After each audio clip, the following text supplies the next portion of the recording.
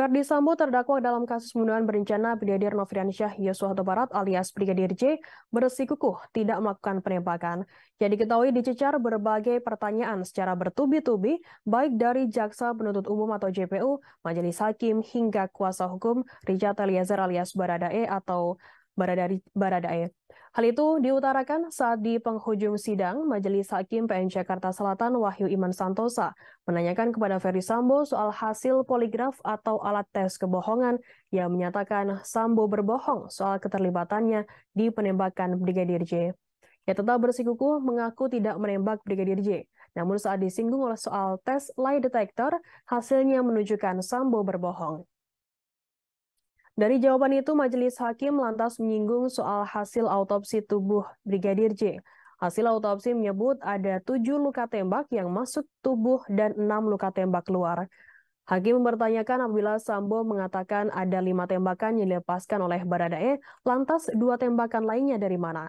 Sambo menjawab tidak tahu. Namun lagi-lagi Verdi Sambo menyatakan tidak menembak Brigadir Yosua. Alhasil, Majelis Hakim menyatakan akan menyimpulkan pernyataan dari Verdi Sambo sebagai saksi. Sebelumnya terdakwa kasus dugaan pembunuhan berencana Brigadir Nofriansyah Yosua Huta Barat alias Brigadir J. Verdi Sambo ketahuan berbohong saat dilakukan uji kebohongan.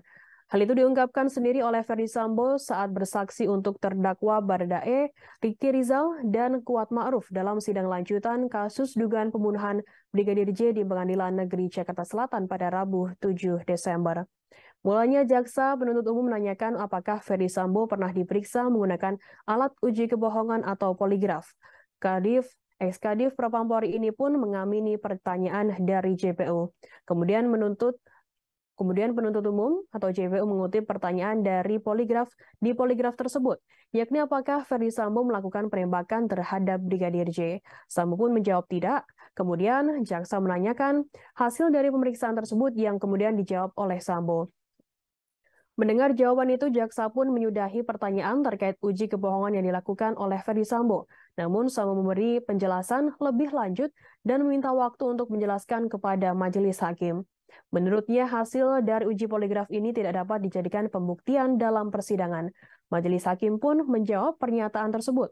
Majelis hakim yang menilai kejujuran Verdi Sambo dalam persidangan. Terima kasih sudah nonton. Jangan lupa like, subscribe, dan share ya.